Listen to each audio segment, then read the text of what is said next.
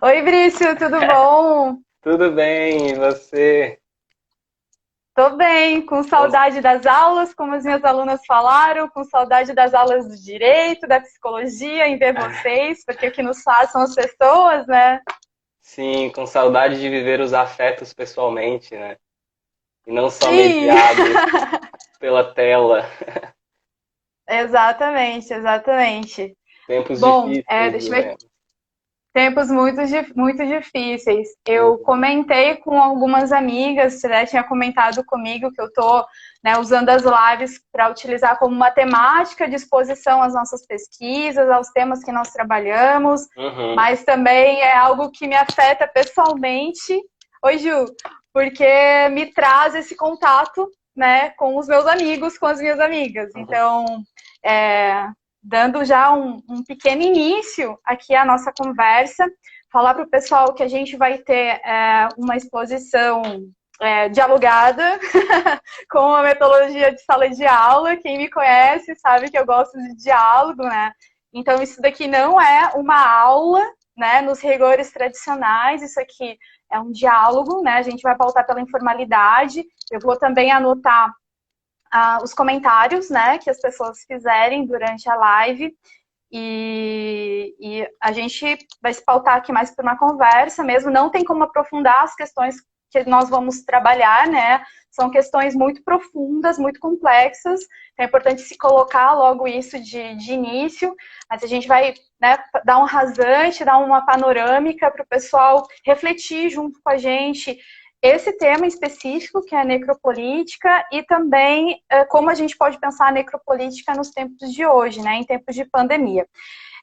O Fabrício, né, eu acho que é importante a gente se localizar, o Fabrício é meu colega de doutorado da psicologia, para mim, né, ele me afetou bastante em vários sentidos, não só pelo jeito afetuoso, né, de trato que o Fabrício tem, pela didática afetuosa também que o Fabrício tem, mas também por me incentivar a ser mais de mim, ano Uhum. passado, isso eu nunca vou esquecer, naquela fase bem difícil que a gente estava vivendo no contexto da universidade pública, me ajudou bastante e me impulsionou a voltar para a dança, que é algo que me engrandece muito como eu, né, como Grazi. Então, obrigada por isso. E Fabrício, para a gente começar, eu vou pedir para você se apresentar, né, como você quiser, para que as pessoas saibam, né, com quem eu estou conversando e quem elas estão assistindo. Tá bom. Ai, Grazi, eu fiquei até emocionado aqui com essas palavras minhas. Ah, E eu quero dizer que eu tô morrendo de saudade de você também, morrendo de saudade da dança, morrendo de saudade de muitas coisas que a gente vive só ao vivo, né? E ao vivo, uhum. pessoalmente, não ao vivo por uma tela necessariamente. E te agradecer muito por esse convite. Eu não tinha como negar essa participação com você. Primeiro, pela inspiração que você também é para mim. Todo esse carinho é recíproco. A gente poderia ficar essa live inteira rasgando seda um pro outro.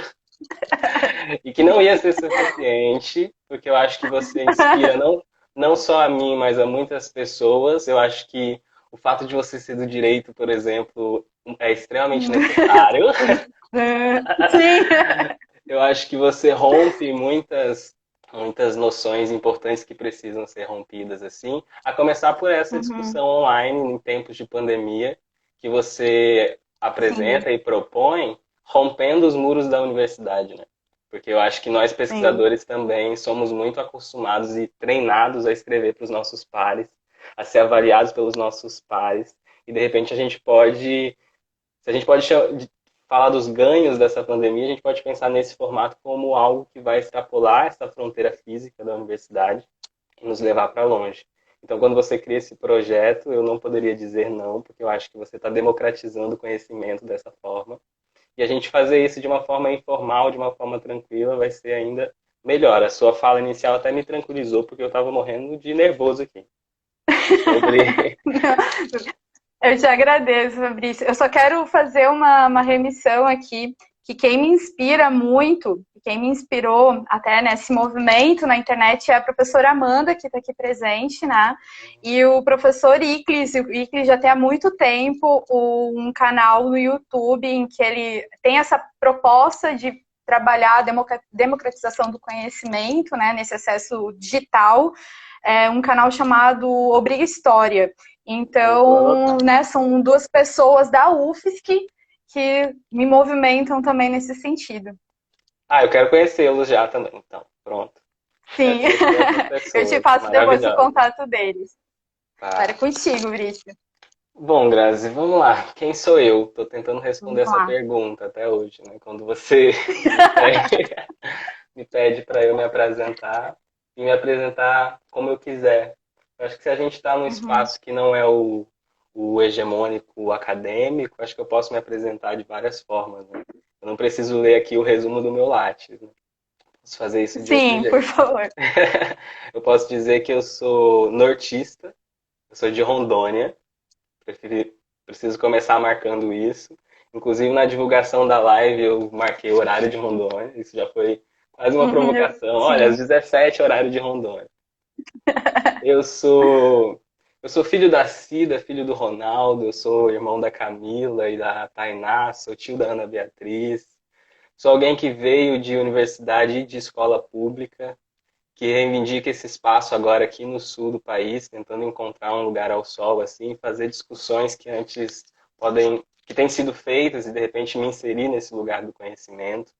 Eu acho que isso é uma coisa importante de se dizer. Eu sou muito grato às instituições públicas de ensino, porque elas me formaram e continuam me formando até hoje. Então, quando você menciona a greve da universidade, nós estávamos à frente da luta em defesa dela, e eu vou estar em defesa das universidades públicas enquanto for necessário. Eu sei que você também vai ser sempre uma parceira de luta. Então, é mais ou menos desse lugar que eu falo, assim.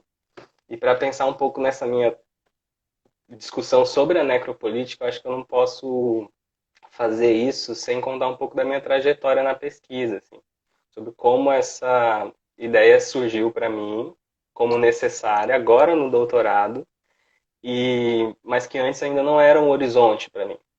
Mas de alguma forma já se apresentava lá no início, ainda que eu não conseguisse nomear como necropolítica, o que eu queria entender, né? Na graduação em psicologia, eu fui durante 2 anos bolsista de iniciação científica, e fui orientado por uma mulher incrível, a professora Marlise Beth, da Universidade Federal de Rondônia, pedagoga, não psicóloga. E eu costumo dizer que esse campo da educação, quando você fala sobre um trato mais afetuoso, talvez venha daí, sobre uma relação com a educação e com uma relação pedagógica e uma relação com a aprendizagem que eu tenho desde muito cedo na psicologia. Naquela ocasião, Grazi, eu pesquisei políticas educacionais nesses 2 anos, melhoria da qualidade do ensino e essa coisa toda. Fui para as secretarias de Estado de Educação, fui também para as escolas, todas públicas, né? E pesquisar política numa vertente que a psicologia não estava acostumada a fazer. Que a psicologia, apesar de eu ser psicólogo, a gente tem inúmeras críticas, assim como eu sei que você tem ao direito também, sobre a forma com que ela foi se constituindo em consciência, né? E a psicologia dentro da escola, por exemplo, sempre buscou culpabilizar o sujeito pelo fracasso escolar que ele tinha, por exemplo. Então, se alguém tem um problema de aprendizagem, provavelmente a responsabilidade, a culpa está no indivíduo e não no contexto. Aí a professora Marli, por exemplo, e o grupo de pesquisa que ela coordena, e outros professores da Universidade Federal de Rondônia, me mostraram que outro caminho era possível, que é esse de olhar a produção do fracasso escolar como sendo algo institucional, político, como sendo algo metodológico e do contexto. Muitas vezes a incapacidade, entre aspas, de um aluno, isso se amplia e se estende até para a universidade, não necessariamente tem a ver com uma incapacidade do sujeito, mas com uma incapacidade do sistema em lidar com a sua diferença, né? Começando por aí. Então, logo nesse momento, eu já me deparei com sofrimentos que eram políticos. Então é o que eu digo, como naquele momento já começava a se anunciar para mim uma violência política sobre alguns corpos. E aí no final da graduação eu fiz um estágio em psicologia escolar também. O meu mestrado também foi em psicologia escolar. Foi muito importante porque começaram a aparecer então narrativas de sofrimento na escola, para além da questão da aprendizagem. E aí eu comecei a me deparar e revisitar também as minhas próprias memórias de homem gay na escola, no interior da cidade, no interior do estado de Rondônia, e de como a existência de gêneros inconformes às normas, à heteronorma, sofrem nesse cotidiano, sofrem no ambiente escolar por conta, inclusive, de uma marca institucional. E aí me interessei muito em tentar entender, no mestrado, essas narrativas de gêneros inconformes dentro do ambiente escolar. E foi o primeiro momento em que eu me aproximei de uma temática do gênero, ainda aliado à questão da escola, da educação, que Uhum. foi no mestrado eu trabalhei com narrativas de mulheres transexuais em Rondônia, né, na Amazônia, sobre as suas trajetórias de escolarização. E aí a gente Tu já sabe, trabalhou ali com pessoas trans, com mulheres trans, com mulheres, especificadamente. eram todas Uhum, mulheres trans no meu mestrado. Eu entrevistei uhum, 5 mulheres, foi uma pesquisa qualitativa, foram entrevistas densas, assim, né? Porque tem esse contraponto. Muitas vezes as pessoas que não entendem muito sobre pesquisa qualitativa acham que o número de 5 entrevistas, por exemplo, é muito pouco, mas isso depende da densidade, da análise que você faz daqueles discursos, né? uhum, Mas, enfim, aí no mestrado eu já tentei me aproximar um pouco dessa discussão do gênero, sempre pensando na questão política, ao mesmo tempo. uhum, E aí o que aparecia para mim? Que as histórias de escolarização, elas não se separam necessariamente das histórias de vida. Basta a gente reviver as nossas histórias escolares que a gente sabe que elas não se separam facilmente e que uma alimenta a outra. E nós somos muito marcados subjetivamente pela forma com que nós somos tratados em âmbito escolar. Porque pensa, o tempo que a gente vive dentro da escola, como é que um contexto como esse não vai me formar enquanto sujeito? E se esse contexto é adoecedor, ele vai me formar através da dor. E isso muito me incomodava em pensar. E aí fui ouvir as histórias das mulheres trans em Porto Velho sobre suas trajetórias escolares. E aí surgiram narrativas de sofrimentos que não só se sustentavam na escola, mas também nas suas histórias de vida. E aí eu, muito mobilizado por isso também, e já no desejo de ser professor, já no desejo de ser acadêmico, enfim. Fui professor lá em Porto Velho, numa universidade privada, foi uma grande experiência para mim, assim, profissional, mas eu queria logo entrar no doutorado, né? E aí foi quando eu vi que estava aberta a seleção da UFSC, por exemplo, e resolvi fazer. E aí fiz a seleção no primeiro momento, a proposta que eu fiz foi tentar investigar na perspectiva dos sujeitos autores de violência contra pessoas trans, como é que eles significavam a violência que eles mesmos cometiam. Então, a minha uhum, intenção uhum, inicial, quando eu entrei aqui no doutorado da UFSC, era investigar, era entrevistar sujeitos que assassinaram pessoas trans. A ideia era trabalhar com homicídios. Mas como todo caminho de pesquisa envolve torções, debates, né, a gente refaz caminhos, a pesquisa ela foi se apresentando para mim muito mais do que eu me apresentando a ela. Né? Eu acho que isso é legal. Porque daí em conversa com os orientadores, com os nossos orientadores, inclusive, a gente refez alguns caminhos e eles foram extremamente importantes nesse momento de rever mais ou menos quais seriam as potências e os limites do que eu estava propondo. E aí agora eu estou focado em investigar, em estudar cenas de morte de pessoas trans no norte brasileiro. Então, a minha pesquisa agora se insere nesse lugar, de olhar para as mortes de pessoas trans, que em geral no Brasil, que é inclusive o país que mais mata pessoas trans no mundo, são mortes muitas vezes espetacularizadas, cruéis, enigmáticas, né? Então, a ideia é trabalhar com cena e da relação uhum. dessas mortes, inclusive, com uma própria política de Estado. E aí é nesse momento em que o, o João, que é o nosso coorientador, né, o meu coorientador, e trabalhamos conjuntamente nisso, ele começou a soar nos meus ouvidos, ele e a Jura, sobre Fanon, num Ah, primeiro momento. E aí, tá. Antes, como a minha primeira aproximação com gênero foi no mestrado, eu costumo dizer para as pessoas que a minha formação em gênero ela ainda é muito elementar, assim. E aí Uhum. já peço desculpa se quando eu for fazer a discussão de necropolítica eu cometer algum equívoco, assim, acho que eu tô no caminho, é um conceito que eu estou estudando, então não, eu tenho menos conclusões e mais perguntas e mais provocações para mim mesmo, né, para poder Uhum. pensar isso. E aí lá naquele momento o João então e Jura me citam Fanon e eu nunca tinha lido e fui ler. Aí comecei pelo Pele Negra, Máscaras Brancas, do Fanon. Bem leve, assim, uma leitura tranquila. Levíssima. É, sim.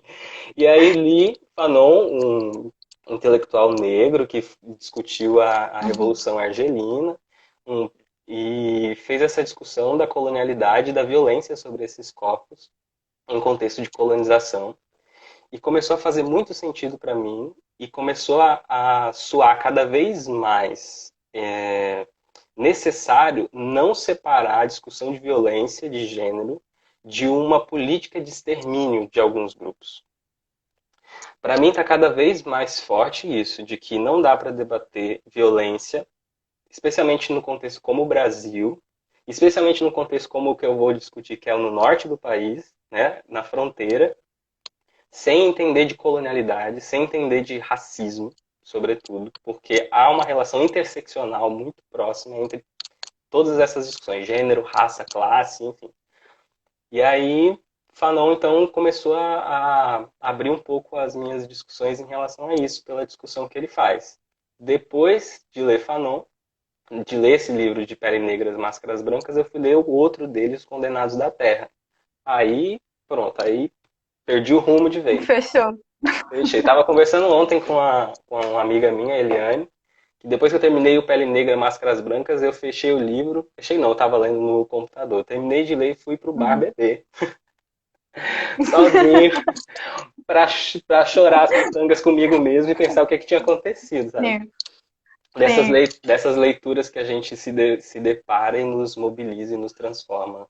É, eu acho que a Uhum. pesquisa tem esse prazer também. Mas enfim, e é tudo isso para eu chegar no conceito de necropolítica e como ele se apresenta para mim, antes de falar sobre ele necessariamente. E aí, nesse momento, depois dessa discussão, depois que eu passo pelo Fanon, eu começo a me interessar por essas discussões decoloniais, por essas discussões sobre como o racismo opera e como ele também influencia na violência. E conheço Mbembe, que é o autor que cria o conceito de Uhum. necropolítica e que vai começar a pensar essa questão da morte como uma tecnologia do Estado. E aí eu associando isso a essas narrativas todas que eu já vinha me deparando ao longo dessa minha trajetória, embora curta, mas bastante intensa de pesquisa, comecei a criar relações, né, entre essa violência, muitas vezes chocante, enigmática, essa Uhum. morte que aparece e que deixa um recado à sociedade, né?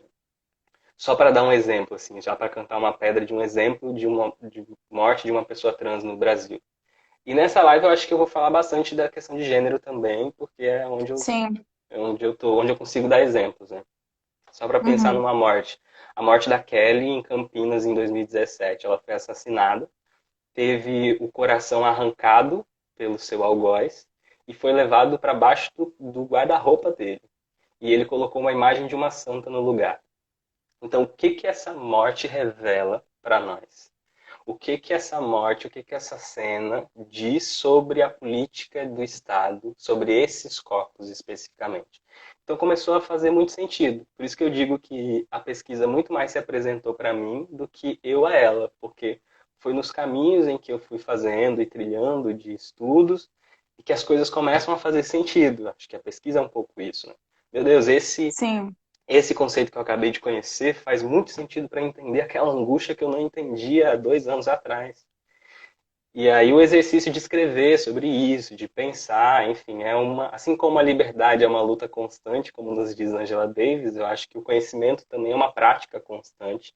E para a gente desnudar um pouco descortinar um pouco abrir a janela do mundo, assim, né? Então o conceito de necropolítica ele surge para mim nesse momento, assim, ele aparece nesse momento da minha trajetória em pesquisa e é o conceito que eu tenho estudado um pouco para poder entender, construir o projeto e depois ir a campo para pensar um pouco melhor essas violências. Acho assim, de uma questão introdutória, é isso. Sim, não, perfeito, Brício. Foi muito interessante tu narrar, tu relatar a tua trajetória, porque é algo que eu comento bastante no nosso núcleo, eu comento bastante com as pesquisadoras do Lilith, com os pesquisadores, as minhas alunas, os meus alunos, que a pesquisa, ela pode surgir da própria experiência, né? Uhum. A galera do direito, geralmente, quer fazer uma pesquisa muito descontextualizada, falar sobre o que é justiça a partir de um determinado autor, né? Ficar muito numa narrativa teórica e não ir para campo.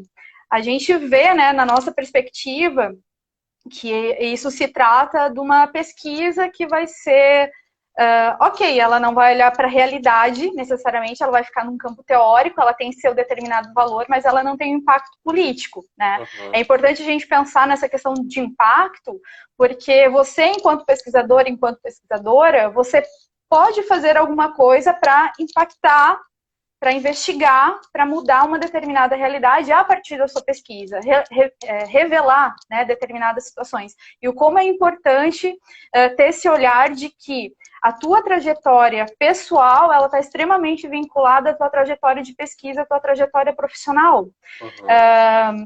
Até acho que foi semana passada, eu vi em alguns comentários um pouco polêmicos com relação a algumas coisas que estão sendo faladas agora, como produtividade e tal, e daí veio aquela frase, a famosa expressão que é descansa militante, né?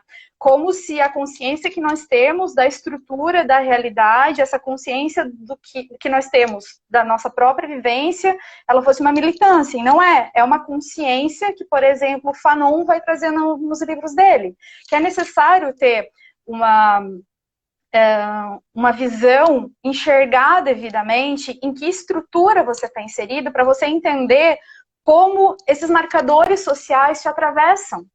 Quem é você dentro de uma estrutura social? Quando você joga uma pesquisa ou joga você mesmo para um limbo muito abstrato, teórico, você está descontextualizado, você não está territorializado, né? Aí acho que Deleuze que vai falar sobre territorialização. Então, nessa perspectiva, você é um corpo, mas não é um corpo que tem tempo, espaço, ou às vezes não tem nem significado, né? Acaba se perdendo em questões teóricas. Mas quando você se olha na realidade, se vê na estrutura, você consegue se compreender através desses atravessamentos, né? E tu falaste, a gente, né, também fala que nada é por acaso. Hoje eu estava fazendo um texto, porque eu fui convidada por algumas professoras lá da USP a falar sobre ensino do direito, né? A minha proposta também no doutorado da UFSC inicialmente era falar sobre o ensino do direito. E daí eu, né, comentei com elas que a gente tinha finalizado ali uma pesquisa de PIBIC, eu e mais 3 alunas, a Tamara, a Clara e a Marina, que eram do PIBIC, de bolsa e voluntária, e eu ofereci, né, um texto sobre essa pesquisa.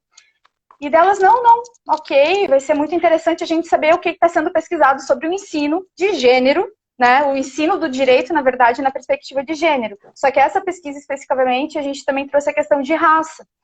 Então, na pesquisa, hoje, eu revisitei, eu até comentei com a Ingrid, comentei com a Júlia, que é minha amiga que também está aqui, que eu revisitei as frases que nós coletamos em sala de aula, de como esses corpos, os corpos das mulheres, brancas e negras, e como os corpos negros, né, numa perspectiva aí, tanto homem quanto mulher, acabam sofrendo nesse racismo institucional e estrutural, na verdade, e eles acabam sendo levados ou sendo enquadrados como um fracasso individual, mas na verdade é um fracasso institucional, né? Quando os professores e as professoras em sala de aula têm falas, têm comportamentos que legitimam o racismo, legitimam falas e comportamentos que são racistas, que são machistas, misóginas, transfóbicas, como eles legitimam isso em sala de aula e acabam formatando e auxiliando nessa subjetivação, né, dos profissionais. Então,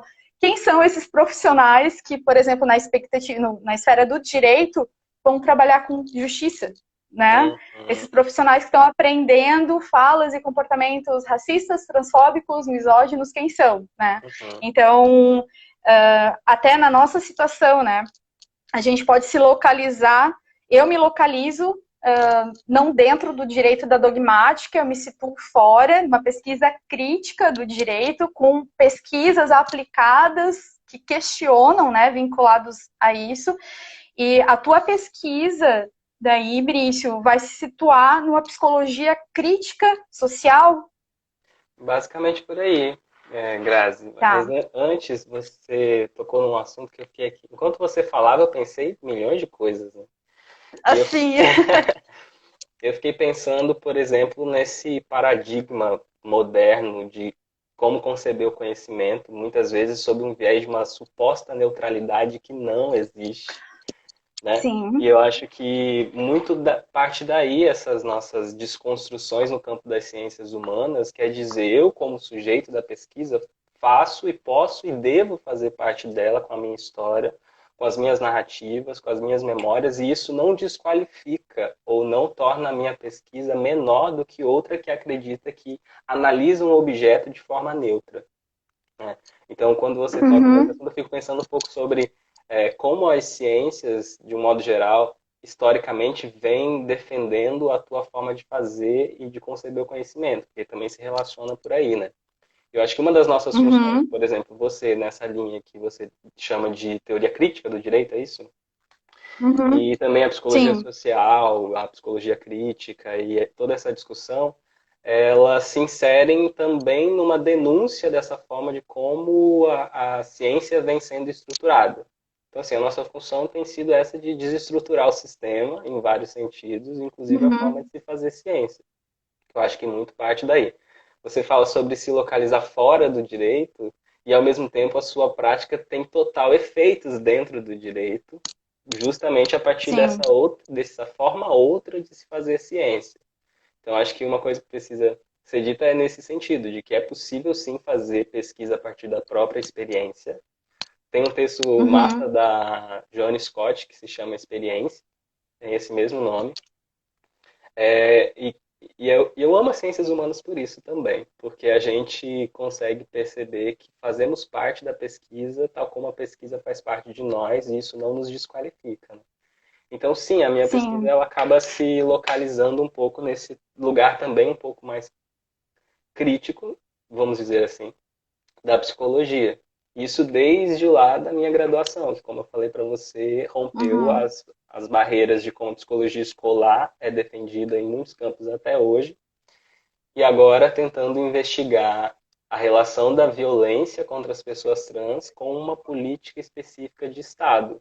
Então, assim, para muita gente da psicologia, é difícil conceber isso dessa forma, porque é muito mais fácil, por exemplo, eu olhar para o sujeito que arrancou o coração da Kelly e dizer que ele é o único Uhum. responsável por aquela morte. Eu posso dizer que isso é um traço perverso, eu posso ir para as estruturas de personalidade, eu posso usar Freud, usar Lacan, usar todos os teóricos da psicologia e dizer e encontrar uma justificativa do porquê esse sujeito é responsável pela morte daquela mulher.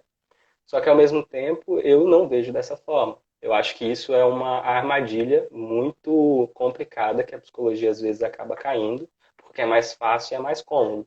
E eu digo para você, da mesma forma que está suja de sangue as mãos do sujeito que assassina uma mulher trans, também estão sujas de sangue as mãos do Estado que cria as condições para que isso aconteça. Então não adianta eu Sim. olhar para o sujeito e culpá-lo pela violência que ele comete e passar pano para o Estado necropolítico que cria as condições e legitima, como você disse, até mesmo em sala de aula, práticas racistas, sexistas, homofóbicas, transfóbicas. Então não é só o sujeito responsável pela violência, né? Então, assim, claro que o sujeito tem que ser responsabilizado, inclusive nos níveis penais, enfim, que você entende muito melhor Uhum. do que eu, ele tem que ser responsabilizado por isso. Mas a discussão da violência ela não precisa se resumir e se reduzir a uma prática individual, porque o sujeito comete a violência porque muitas vezes o Estado permite e inclusive corrobora com ela. E muitas vezes é o próprio Estado que é o violento. né? É a própria polícia que é Exatamente. a violência. Exatamente. A gente aprende já nos anos iniciais, até numa ideia de formatação, algo que quando eu levei para psicologia, eu já sempre vi isso como um susto, mas o pessoal também se tomou nesse assombro, que é dizer que o Estado tem o monopólio da violência, né? E isso é muito forte. Uhum. E nessa perspectiva, o Estado ele é estruturado a partir de um viés liberal. O que, que isso significa? Ele vai privilegiar a propriedade, ele vai privilegiar a liberdade individual e vai privilegiar também a manutenção do sistema econômico. Nessa perspectiva, o individualismo pelo liberalismo está muito forte. Então, você vê os fenômenos, os fatos, numa perspectiva muito linear. Se tal pessoa fez isso, deve se responsabilizar isso. Não se vê no contexto, na estrutura e todos os fatores que podem influenciar naquele cometimento de um crime, né? Então, é dessa perspectiva mais estruturada e mais social que a gente consegue olhar, né? E encontrar não só esses fatores que são nefastos para a própria vida, mas possibilitar opções de como a gente pode melhorar, né? Vinculado ao teu tema, Brício, a Yarlenes ele fez uma pergunta: como é que você articula Fanon com a violência de gênero? Você enfrentou essa articulação de categoria já? Não, primeiro, oi, Arlenes. Olha só, primeiro, quando você, antes de responder a essa Sim. pergunta, e ao mesmo tempo já respondendo, trazendo para o campo da psicologia, o que nos interessa saber, por exemplo, nessa relação de violência, Estado-violência, é como o contexto, e aí você fala de um liberalismo, e a gente pode agora falar também de um neoliberalismo, ou necroliberalismo, Liberalismo. como você usou na pesquisa da pandemia, você usou o termo necroliberal, e eu achei fantástico, porque é bem por aí também. Que é de Maybe. Sim, esse neoliberalismo e esse capitalismo predatório e violento, trazendo para o campo da psicologia, nos interessa perguntar como é que esse contexto produz subjetividades violentas. Então, reposiciona um pouco essa discussão da violência como algo individual. Então, a gente rompe com esse paradigma liberal. Eu digo nessa perspectiva que eu estou atuando, né? Rompe com esse paradigma liberal e neoliberal para posicionar a prática da violência como uma produção do sistema de subjetividades violentas. Me lembrei agora, por exemplo, de uma autora mexicana, a Sayak Valencia, que ela discute o termo capitalismo gore e ela também usa o termo sujeitos embriagos para descrever os sujeitos que essas subjetividades radicais produzidas por um capitalismo predatório, violento, neoliberal, enfim, pessoas que se sentem legitimadas a partir do sistema em comportamentos, em praticar comportamentos que são violentos. Né? E, por exemplo, quando a Yarlenes pergunta sobre a relação de Fanon com o gênero, isso é uma discussão tão ampla, assim, complexa, porque muita gente diz que Fanon, inclusive alguns autores, por exemplo, a Spivak vai dizer que Fanon se limitou um pouco na discussão de gênero.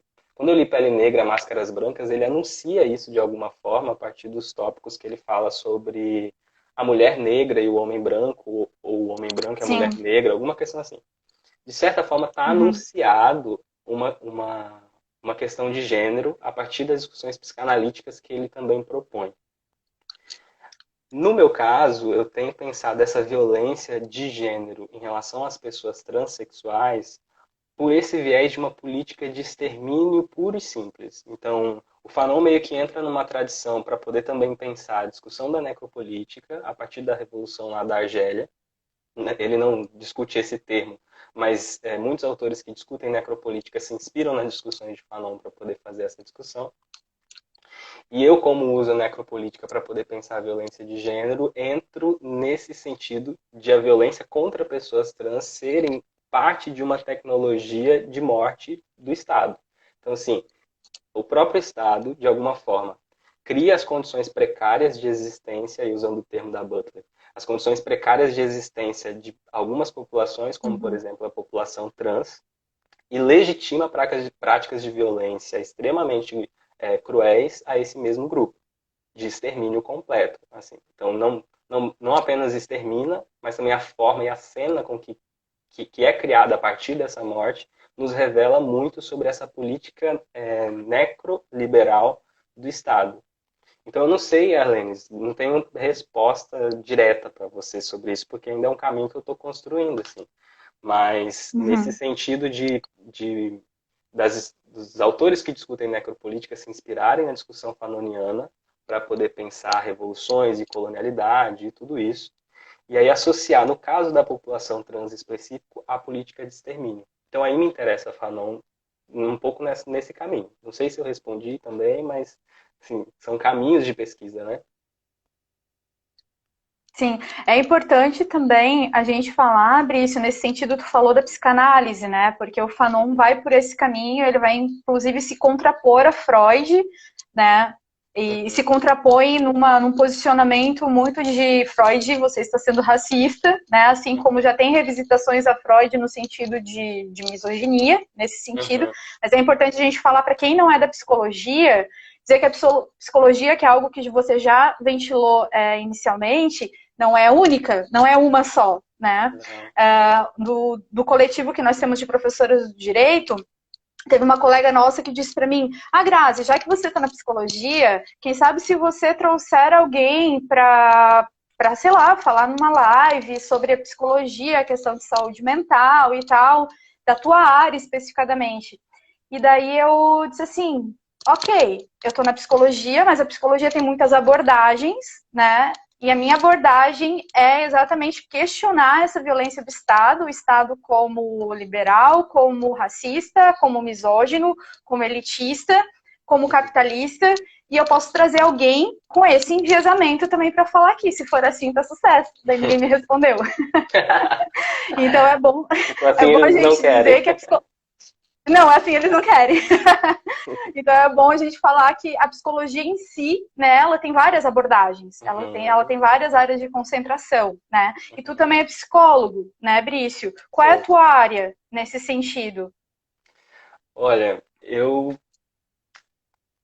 você toca num ponto muito sensível, assim, da psicologia, porque É a mesma coisa perguntar para mim, Grazi, qual é a tua área? Eu disse, olha, não é penal nem civil, porque diante do Estado desse jeito não tem como se posicionar dentro. não tem. Me interessa, eu sou muito formado, como eu te disse, pela psicologia escolar crítica. Sou muito Sim. formado pela discussão que ela faz. Hoje eu tenho me aproximado das discussões de gênero para entender essa relação do sistema e do contexto com a produção de subjetividades. Se for para eu Uhum. te dar uma definição, O assim, ou enquadramento, a gente enquadramento, pode ir. a gente pode disso. Por isso que eu estou assim, fugindo um pouco da resposta, Sim. porque A não gente é tem. muito queer nesse sentido, É sim. muito queer, assim, não tem limite, não tem identidade, a gente Sim. transborda isso, né?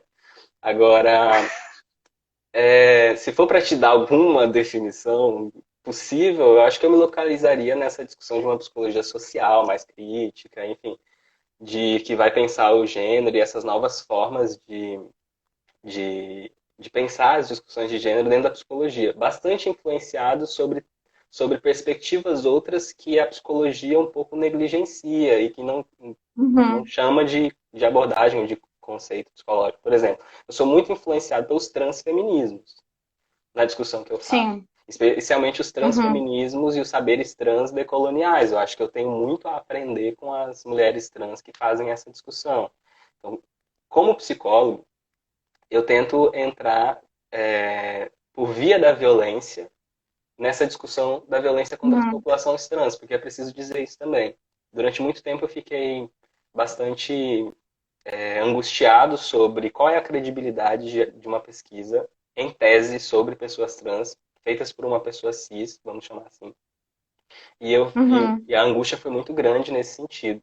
Mas a minha intenção é entender as raízes dessa violência e não a experiência da violência. Sim. Não é falar como alguém se sente sendo violentado, mas tentar entender qual é a origem social dessa violência e qual a contribuição da psicologia nesse debate.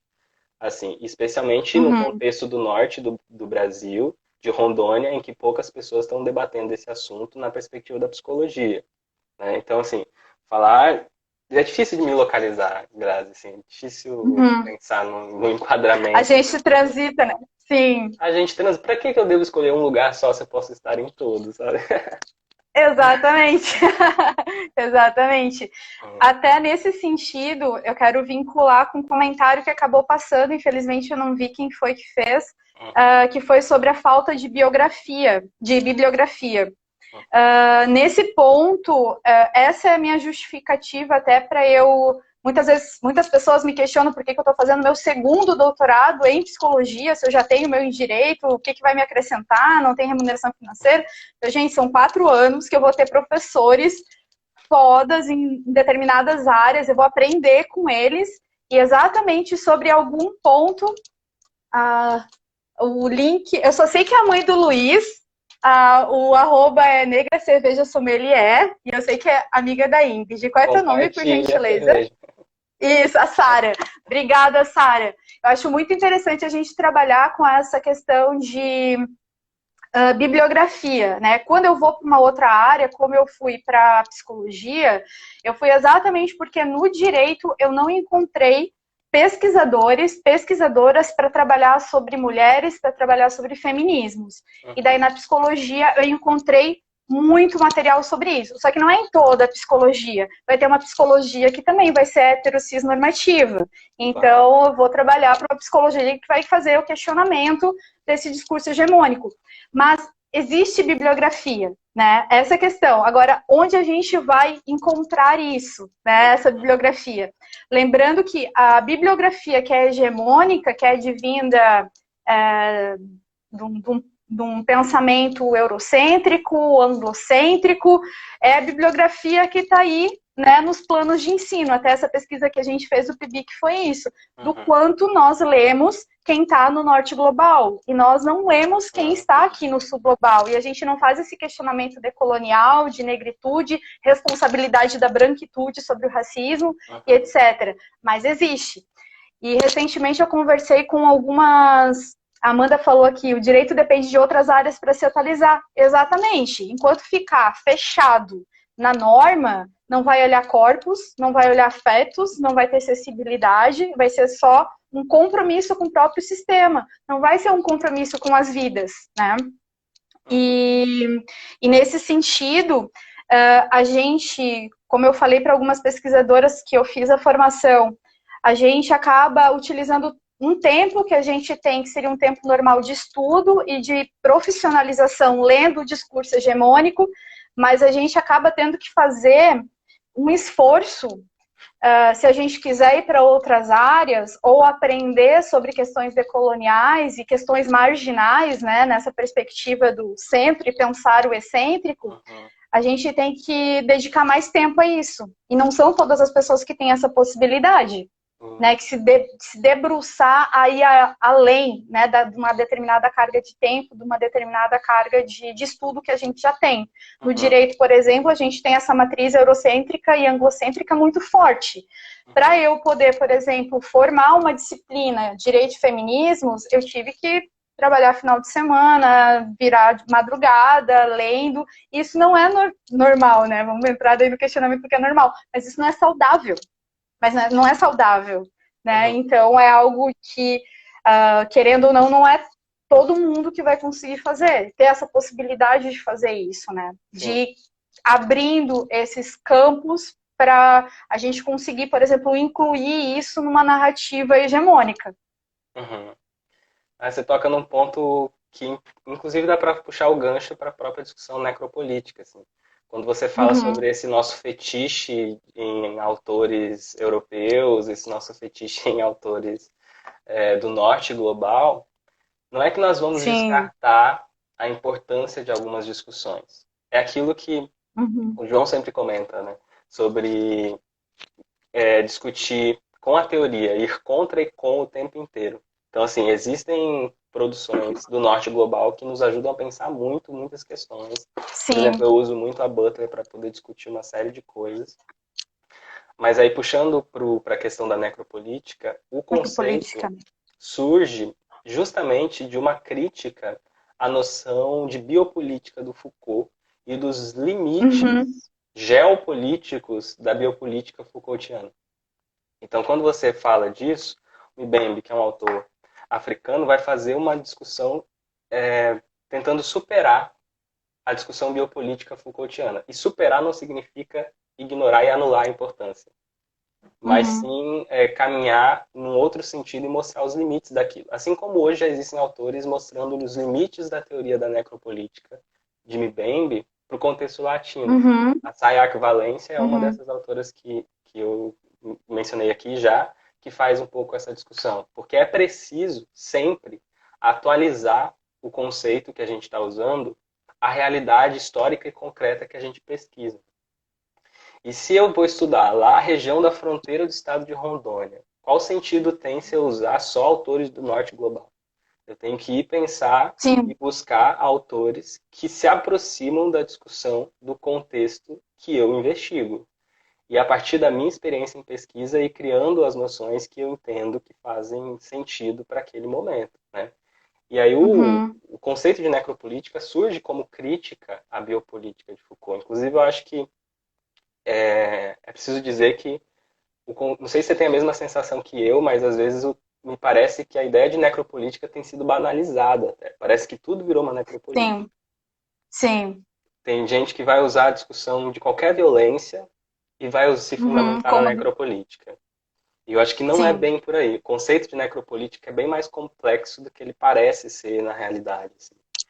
Uhum. Por exemplo, é preciso entender algumas noções, que a gente não vai aprofundar aqui, mas sobre soberania do Estado, sobre estado de exceção, sobre Uhum. e fundamentalmente entender biopolítica e biopoder de Foucault. Porque se Mbembe Sim. apresenta isso como uma forma de superar essa discussão, é preciso entender e percorrer os caminhos que ele também fez para poder aplicar de forma coerente, minimamente. Assim, né? Uhum. Se a gente Sim. pensar, por exemplo, lá no texto que no direito, inclusive, acho que vocês usam bastante, que é aquele texto do Foucault, o Vigiar e Punir. Mais ou menos, a galera não curte muito Foucault no direito. Olha só. Curte mais ou menos, deveria curtir mais. Do norte global também, né? Mas Aham. importante. Olha, eu já com preconceito com vocês, achando que vocês estão lendo Foucault. É, não, tem muita coisa lendo. O que acaba sendo lido são muitos contratualistas Ah, e tá. os próprios autores dogmáticos da própria área do direito. Daí, teoria política, eu não sei como é que estava, né? Eu que estou trazendo essas questões mais Uhum. contemporâneas, digamos assim, mas trabalhando mais Foucault. Porque assim, nesse livro, Vigiar e Punir, do Foucault, ele começa fazendo uma discussão sobre os suplícios lá da Idade Média, né? Sobre essas Uhum, mortes como um teatro, sobre esse sujeito que ao ser condenado, ele é feito uma encenação, um teatro, é o teatro mortis.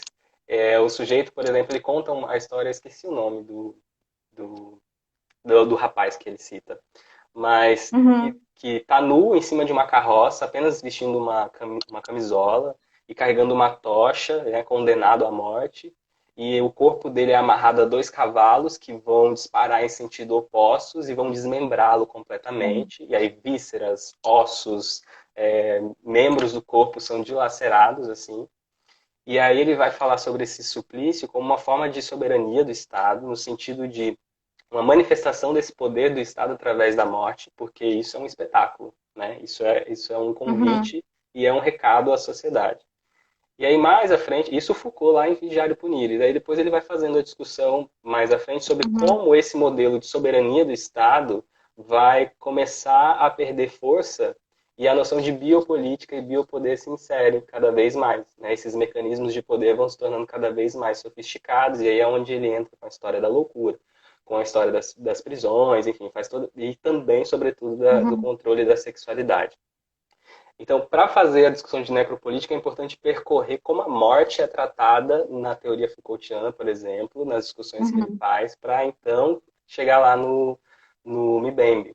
Porque essa máxima da teoria biopolítica que geral na academia a gente conhece, que é esse fazer viver, deixar morrer, que é uma expressão muito comum para quem estuda biopolítica de Foucault, não são duas categorias antagônicas, veja assim fazer viver e deixar morrer. São duas categorias que se alimentam. Assim. Na biopolítica de Foucault, se deixa morrer para maximizar a vida de algumas pessoas, de alguns grupos.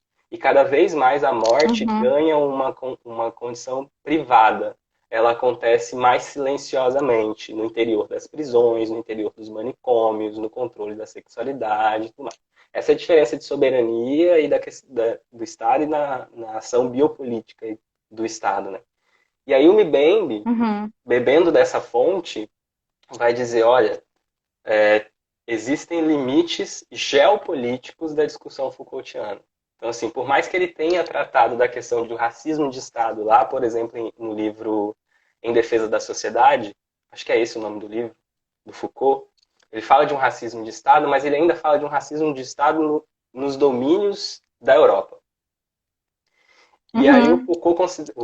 o Mbembe considera isso ainda insuficiente para poder pensar contextos outros, como o africano, por exemplo, que muito sustentados por uma lógica colonial de extermínio de alguns corpos. Então, o racismo de Estado Foucaultiano na biopolítica opera de forma diferente do racismo e desse teor racializante em contextos de colonialidade. E aí é onde o Mbembe avança em relação à discussão de biopolítica de Foucault. Então, por isso que eu digo que é mais complexo Uhum. do que parece. E aqui eu estou fazendo um resumo extremamente grosseiro do caminho que o Uhum. Mbembe Sim. faz, mas para dizer que não dá para banalizar a discussão da biopolítica, assim, porque o Mbembe, ele escreve pela primeira vez o conceito de necropolítica em 2003. Pouco depois, ele publica, né? Muito Uhum. pensando no atentado de 11 de setembro de 2001, né? Porque ele começa Uhum. a pensar, ele escreve um artigo para uma revista norte-americana, inclusive, sobre essas novas ocupações militares em contextos não ocidentais a partir do 11 de setembro e de como elas operam no extermínio de alguns povos. E aí toda aquela discussão da guerra no Iraque, toda aquela discussão do Oriente Médio, da relação com os Estados Unidos, que a gente pode facilmente exemplificar também hoje com como o Estado de Israel trata o povo palestino, e de como essas ocupações influenciam no extermínio de algumas populações. Aí o Mbembe escreve isso uma vez em 2003 e depois nunca mais fala disso. Só que para usar uma linguagem digital, esse termo viraliza. Uhum. Viraliza no campo acadêmico e necropolítico. Está todo mundo discutindo e o Mbembe falou disso uma única vez. E 9 anos depois, o Mbembe vai escrever sobre isso de novo, porque está todo mundo pedindo para que ele fale, como se ele tivesse aberto uma ferida, mas não costurado e não dado o ponto que Sim. precisava. E aí ele vai falar de novo sobre a necropolítica. E aí é onde ele vai anunciar um pouco melhor sobre o que isso significa, né? E aí faz essa relação com a soberania do Estado, com a superação da biopolítica. Fala de a necropolítica é uma tecnologia de morte, é o Estado operando por via do extermínio de corpos que são considerados descartáveis, vidas que são consideradas menos vivíveis do que outras. Para usar um termo da Butler, vidas que não são passíveis Uhum. de luto, né? Sim. Corpos que importam, quais são os corpos que importam? Então, o Mbembe vai focar um pouco por aí. E também uma outra característica que ele anuncia da necropolítica nesse outro texto, 9 anos depois da primeira vez em que ele escreve sobre necropolítica, é sobre a construção que ele chama de fantasmástica e ficcionalizada do inimigo. Eu só consegui pensar um pouco. O primeiro exemplo que me veio à mente foi um exemplo contemporâneo, que é o das fake news, por exemplo. E aí a gente já traz para o contexto pandêmico, inclusive. Eu queria fazer o gancho para a gente pensar os teus cards que você fez no seu Insta sobre esse contexto pandêmico de capitalismo. A Uhum. Camila também fez um link bastante interessante com uma frase que você postou sobre luto, né? E daí eu queria, daí nessa parte, a gente voltar para esse contexto, que a gente já está trabalhando esse contexto mesmo sem vinculá-los, né? Uhum. Sim. Bom, eu estou tentando, na medida em que eu estudo, escrever não só para mim, mas também para o mundo. Até rimou, né? Uhum, Isso. E aí, de vez ou outra, eu posto alguns textos breves e pequenos de reflexões, de devaneios que eu ando fazendo. E nesse contexto de pandemia, para mim tem sido impossível não associar um pouco essa discussão da uhum, necropolítica como com uma certa atualização, né, do que acontece. Por exemplo, eu escrevi sobre... Eu acho que essa Camila que você cita falou Isso é sobre luto, Camila. né? Isso, Umas fotos maravilhosas eu vi no sim. perfil. Quando eu falo sobre lutos sem corpos e corpos sem luto. Porque uma das coisas que eu andei pensando sobre necropolítica e pandemia é no tratamento que é dispensado aos corpos vítimas do coronavírus, né? Por exemplo, vocês devem ter se chocado tanto quanto eu com a imagem que circulou nas redes sociais de Manaus e da abertura de valas coletivas, por exemplo, para enterrar os mortos vítimas de Covid. Um estado que o sistema de saúde já colapsou e os cemitérios também. Então, para pensar um pouco na relação, esses corpos que estão sendo enterrados, e eu disse embalados em plástico e madeira, sem se despedirem, né? Sem aquele ritual fúnebre tradicional de despedida, me fez pensar nos corpos que muitas vezes são descartáveis sem luto. Então hoje a gente não se despede dos corpos, então são corpos que vão sem o ritual, mas se a gente parar para pensar, na nossa sociedade, no nosso modelo de capital, ainda existem muitos corpos sobre os quais não se choram a morte. Se a gente pensar na população de rua, por Uhum. exemplo, muitos corpos são enterrados como indigentes ou doados para as universidades para serem estudados, porque são corpos não reclamados por ninguém. Muitas vezes isso acontece também com a população trans, com boa parte dela. Porque, veja, existe uma narrativa comum entre muitas trajetórias de pessoas trans, de mulheres trans especialmente, de uma sequência de negações e de violações dos seus direitos de existir e de ocupar os espaços, né? É muito comum ainda, mas isso tem mudado, ainda bem. Mulheres trans, e aí pensando na minha pesquisa de mestrado, por exemplo, serem expulsas de casa porque a família não compreende muito bem essa expressão do gênero no corpo, né? Porque a transexualidade, ao contrário da orientação sexual, não se esconde, ela se expressa, né, no nosso corpo Uhum. como um discurso. Muitas mulheres trans são expulsas de casa, são expulsas da escola, não de forma direta, mas indireta por conta de todo o preconceito no cotidiano escolar, e ninguém quer ocupar um espaço que não é bem-vindo. Muitas pessoas trans não conseguem trabalho, né? Não conseguem, porque as empresas não querem associar suas marcas ou suas, enfim, a essa imagem. E muitas recorrem, às vezes, à prostituição, não por escolha, mas por imposição, né? A prostituição é um trabalho legítimo, mas quando ele é escolhido pelas pessoas e não quando ele é imposto a elas, né? E aí, esse contexto de vulnerabilidade criado pelo próprio Estado, se assim a gente pode dizer, às vezes acaba condicionando também uma série de violências a esses grupos e por conta de todo esse histórico, muitas vezes, ainda, infelizmente, há corpos trans que também não são reclamados por ninguém após a sua morte. Então, uma das coisas que eu fiquei associando nessa relação entre a discussão da necropolítica com o tratamento dispensado aos corpos vítimas do Covid é isso. Existem lutos sem corpos e corpos que morrem sem luto, sem direito a esse choro pela sua morte, porque simplesmente foram entregues à própria sorte e o Estado, na sua atuação necropolítica, vai condicionando vidas e criando vidas matáveis, né? Exterminadas. A violência contra uma pessoa trans não gera a mesma indignação que a violência contra outros grupos de pessoas não trans, por exemplo. E todo esse imaginário, ele é criado a partir também dessa narrativa necroliberal e desse inimigo fantasmático e ficcionalizado que o Mbembe também fala, assim, porque você cria inimigos, pessoas que podem morrer que não vão fazer diferença. Né? Então, uma das relações possíveis de pensar a relação de uma necropolítica é isso, porque a necropolítica ela não é só a morte em si também, não é só a execução da morte. A necropolítica é também a criação de condições mortíferas de existência. Então, se você cria ou não cria condições de vida, você também está, em alguma medida, criando e operando por via da necropolítica, porque você cria as condições de ininteligibilidade, né, ou de não existência de alguns corpos em detrimento de outros corpos. Outra possibilidade de análise, por exemplo, do contexto com contexto, é porque é muito comum a gente pensar na necropolítica no âmbito da segurança pública, né?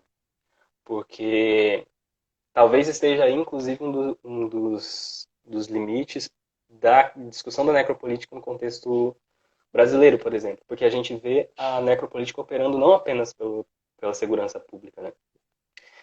Existe uma necropolítica, se a gente pensar na política do estado do Rio de Janeiro, por exemplo, se a gente pensar, deixa eu lembrar aqui algum exemplo, aquele assassinato com 80 tiros Uhum. do exército, né?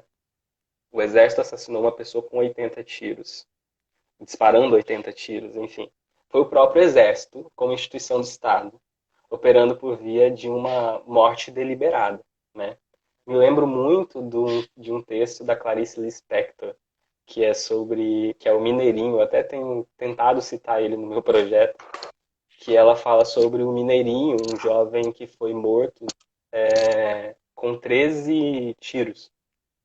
E ela fala, como é que eu posso dormir se o Mineirinho viveu até o 13º dia, eu tiro o que eu dormia.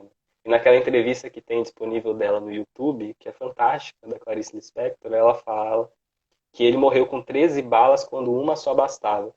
E eu sempre fico pensando nesse sadismo de Estado, se é que a gente pode chamar assim, sabe? Uhum. Nessa violência explícita e nessa morte, nesse espetáculo. Porque a diferença básica entre a morte operando pela soberania do Estado e a biopolítica é justamente o espetáculo.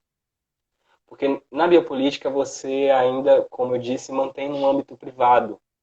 Não privado no sentido de ninguém ver a morte acontecendo, mas o Estado tenta silenciar e encobrir a morte que ele mesmo provoca. Quando se trata de uma soberania, é no caso de vigiar e punir, no caso dos suplícios. Existe um Uhum. espetáculo dessa morte. Existe um teatro sobre ela. O que foi o caso Dandara, no Ceará, em 2017? A travesti que foi morta e teve a morte divulgada através de um vídeo. Ela foi Uhum. torturada e a tortura dela foi filmada. Ela foi morta a pauladas, não, ela foi torturada a pauladas. Antes de morrer, foi colocada num carrinho de mão e levada para um beco, onde os seus assassinos terminaram de executá-la com tiros. E tudo isso disponível nas redes. E tudo isso envolto a pessoas que assistiam, que riam. Então, o que é isso, se não essa constituição dessa ficção do inimigo? Da criação desse corpo como matável e não chorado, e não indignado, e não reclamado por ninguém. Porque a morte de Dandara não indigna tanto quanto outras mortes. E por que não indigna? Porque o Estado opera por uma necropolítica e ele constrói corpos e vidas que importam menos do que outras. Então, em contexto de pandemia, isso fica explícito não só no campo da segurança pública, mas também em campos da saúde, por exemplo. Se a gente pensar Uhum. no discurso daquele novo ministro da Saúde, em que ele diz que o corpo idoso pode ser descartado porque já viveu demais, o que é isso senão uma certa lógica de extermínio, de descartabilidade de um corpo? Né? O que opera? Qual é a racionalidade que está por trás desse discurso? Eles querem nos impor essa noção de que alguns corpos valem mais do que outros e sob a justificativa salvacionista da economia. Então, assim, matam-se pessoas porque eu preciso não fazer dívidas. Eu prefiro fazer dívida do que matar as pessoas. Dívida. Né? Sim. Num dos textos que eu escrevi, eu digo isso. Assim, é mais fácil pagar um boleto do que limpar o sangue das nossas consciências. Né? E aí a necropolítica se atualiza em tempos de pandemia, por conta de todo esse repertório que o Estado utiliza para poder descartar e matar alguns grupos e manter vivo outros. Então, esses critérios, essas escolhas estão sempre em flerte com a necropolítica. E a necropolítica, ela tem várias faces, né? O Estado age em Uhum. várias faces. A necropolítica se alia a essas outras condições de mortíferas de existência. Eu acho que é um pouco por aí dá para a gente pensar essa relação da Sim, necropolítica com o contexto. sim. E esses corpos reclamáveis, esses corpos, essas vidas não choráveis, né? Sobre isso, a tua fala me fez lembrar a professora Catícia Ribeiro, que trabalha filosofia africana, E ela, obviamente, faz uma contextualização da própria filosofia, mostrando que a filosofia que é tida como única é uma filosofia que é eurocêntrica, né? E nessa perspectiva, ela trazendo uma filosofia africana, se pautando não por uma universalidade, mas por uma pluriversalidade, ela vai trazer a explicação de alguns processos de subjetivação que vão explicar, por exemplo, como que determinados corpos são mais choráveis ou menos choráveis que outros, né? No momento em que, por exemplo, você inferioriza ou animaliza o corpo negro, você está dizendo que sobre ele vai cair menos sensibilidade do que sobre um corpo branco, né? Nessa hierarquização que você faz de corpos, que está na estrutura do Estado, é importante a gente falar, que está na forma com a qual as pessoas se relacionam e também como se legitima as profissões, que nem a gente estava comentando antes, e isso promove processos de subjetivação em que as pessoas interiorizam essa hierarquia insensível acerca das vidas, né? Em que daí a gente vê, por exemplo, um corpo que é assassinado pelo Estado, um corpo negro que é assassinado pelo Estado e que é menos lamentável que um corpo branco, né? Até esses dias, acho que foi nos bons tempos de sala de aula, eu estava falando sobre essa questão na aula de ética. E um dos alunos falou sobre o Holocausto, né? Eu falei, ok, a gente respeita o Holocausto, mas é importante a gente pensar porque corpos brancos, né, do Holocausto têm hoje mais visibilidade do que os corpos negros, por exemplo, do continente africano, ou se a gente pensar no genocídio dos povos originários aqui da América do Sul. Por que a gente não pensa isso também? Daí ele falou, mas daí eu só olhei assim, que não tem como contrapor sofrimentos, mas tem como a gente analisar exatamente por que determinados corpos não são tão choráveis quanto os outros. E daí vai nessa perspectiva que tu traz dessas raízes, né? É uma questão assim como corpos trans, né, que não se enquadram no molde do que tu pode ser.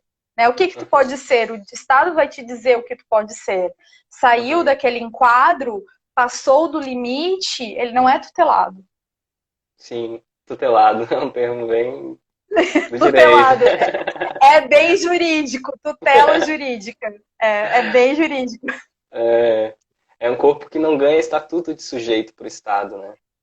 Exato. E aí uma coisa interessante de quando você fala sobre interiorização, né, dessa...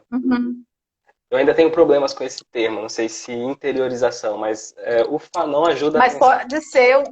pode ser um termo equivocado meu, que eu falo de senso comum, que não é um termo técnico. Sim.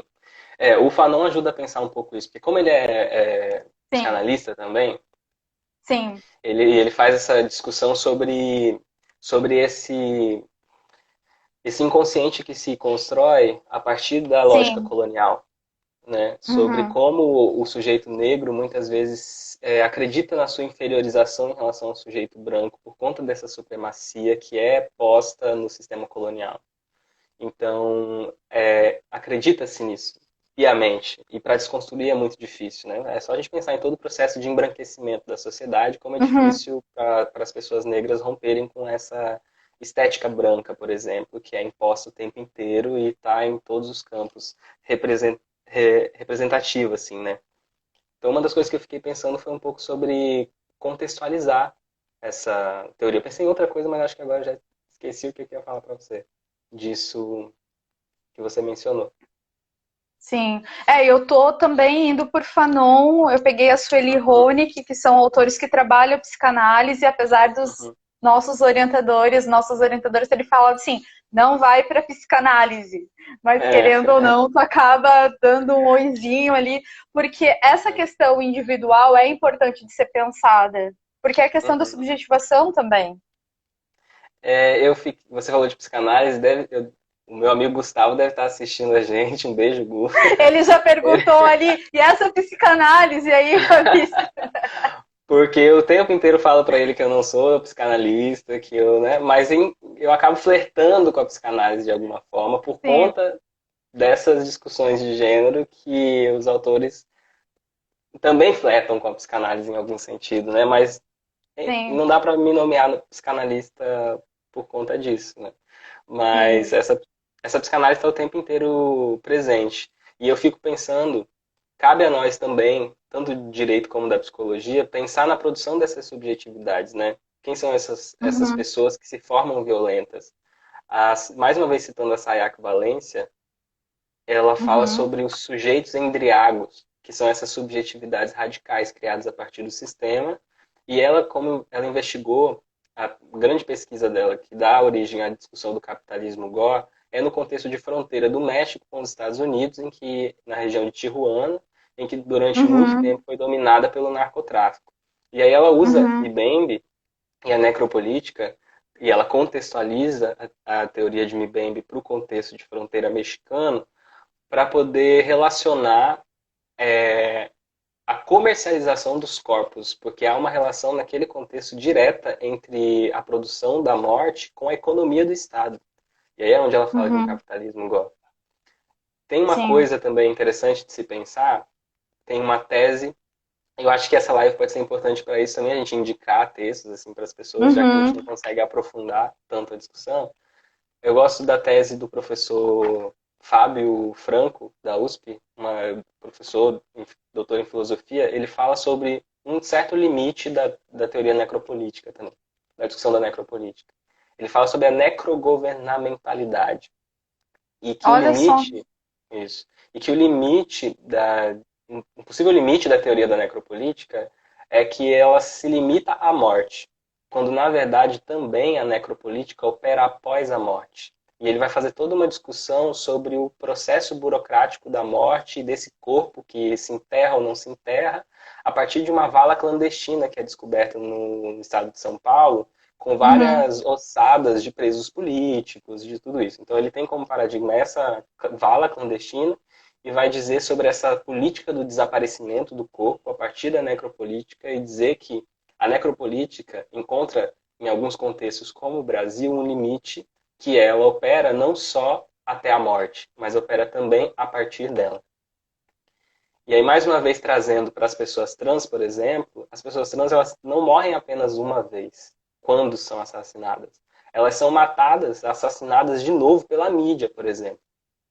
Quando divulga o seu nome de nascimento, quando diz, um homossexual conhecido como Kelly foi assassinado na região tal. Uhum. Então, mata-se o corpo no real e depois mata-se de novo no simbólico. Então, a necropolítica ela se atualiza também após a morte. É o que esse autor vai dizer de um certo limite da necropolítica, que não se limita até o status da morte, mas também avança para além dele. E eu acho que faz sentido um pouco essa discussão. Totalmente. Fabrício, tu tens em PDF essa tese? Tem, está disponível online também. Tá disponível? Eu vou localizá-la porque eu tô deixando uma pasta que tá com um link no meu na bio ali do meu perfil. Tô Uhum, deixando uma pasta com as referências principais, as quais a gente trabalha nas lives, mas eu vou procurá-las, essas uhum, referências, né, que tu tá trazendo também para deixar ali disponível para o pessoal uhum. que está assistindo. Sim. E essa a Uhum. live fica gravada? Como é que é? Eu não sei, eu sou totalmente analfabeto. Ela fica gravada por 24 horas, mas também eu vou baixar para conseguir disponibilizar daí ad Ah, eterno legal. pela Legal. internet. Outra Fab- coisa que. Pode falar, Sim. porque senão. Não, eu ia só te dizer, acho Então, que o pessoal, a gente já tá, deixa eu ver a quanto, a gente tá 1h20. Eu ia ver contigo, tem algum ponto que tu queiras trabalhar mais, para a gente já poder encerrar e liberar o pessoal, que tá aí com uma audiência cativa daqui. maravilhosa. Se eu Ai, que pudesse, ficava legal. aqui junto Eu também tô achando a ótimo. noite toda. A gente tá quase esses sertanejos aí, fazendo live de 5 horas, 6 horas, 7 horas, para debater um assunto como esse. Que bom que tem gente cativa aí fazendo essa Sim, discussão. Eu acho que eu não poderia eleger algo para um ponto a mais para poder discutir, porque são tantos, assim. Eu acho que sim. essa discussão, ela não se encerra aqui, não se esgota aqui, pelo contrário, aqui eu acho que o que a gente fez foi anunciar caminhos, e eu fiz foi compartilhar com você e com todo mundo que está assistindo um pouco das minhas angústias em relação à pesquisa que eu estou fazendo. Ainda há muito com que eu tenho que me deparar e entender sobre a discussão da necropolítica. Eu acho que estudar é o caminho para a gente entender e suportar a realidade que a gente vive, né? É um dos Uhum. caminhos, não é o único. E Sim, compartilhar esse conhecimento, né? Porque conhecimento engavetado não gera crescimento. Então, quem tiver dúvidas ou quem quiser conversar, ou quem quiser, eu estou disponível para vocês, seus alunos, para os outros professores do curso de direito. Vamos manter contato. Eu acho que direito e psicologia precisam conversar mais, precisam sim, dialogar, precisamos trocar um pouco sobre essas experiências. E eu acho que faz sentido para a gente compartilhar, né? Tudo exatamente, isso. exatamente. Então tá, Fabrício, eu vou te agradecer novamente por ter aceito esse convite. Passou muito rápido, muito Ah, pois rápido. é. E Muito. Eu eu tô vou olhando aqui pro pedir, lado. Eu fico olhando para o sim, lado porque eu tô com as minhas anotações aqui, porque ah, é tanta coisa. Aí eu sim, anotei é coisas muita que eu coisa. considero importante. Eu falei, não posso esquecer de dizer. E eu acho que dá para fechar com Sim, uma discussão só, Grazi, por se você me favor, vamos permite. lá, com certeza. Que é de pensar os limites da nossa democracia, né? Esses dias eu Perfeito. estava assistindo, revendo a fala da Angela Davis, que ela fez, acho que foi o ano passado em São Paulo, naquele evento Democracia em Colapso. Uhum, Está disponível no YouTube, inclusive, essa fala dela. E, e aí fiquei pensando em tantas coisas, assim, sobre os limites da nossa democracia e nessa ilusão que a gente tem de viver numa democracia só porque a gente uhum, consegue votar. É porque a necropolítica, ela escancara essa hipocrisia do Estado brasileiro e desses corpos. Porque o que a gente pode estar vivendo como uma democracia aqui na região central de Florianópolis, por exemplo, a exatamente uhum, 10 quilômetros, quase que literalmente, a gente vive outro tipo de democracia ou a completa ausência dela. Então, a necropolítica ela evidencia os limites também do nosso sistema democrático, de como ele é obsoleto, e também dos limites do capital e de como o capitalismo está nu diante dessa pandemia, de como ela escancara cada vez mais essa hipocrisia violenta do Estado que se diz democrático, mas não é. Porque a democracia acaba sendo apenas localizada. Né? E se é uma democracia localizada, por definição não é democracia. E eu acho que fica um pouco essa reflexão de pensar como a pandemia e como nós não uhum. podemos voltar ao estado de uma suposta normalidade. Porque as pessoas perguntam, como é que vai ser depois que voltar, depois que tudo isso acabar? Eu espero que nada volte como era antes. Espero que a forma com Uhum. que a pandemia tem mostrado para nós os limites da democracia, os limites do capitalismo, que a gente possa operar a partir dessa consciência uma revolução daqui para frente. Me lembro do poema que a Maya Angelou escreveu sobre que se chama Aí eu me levanto.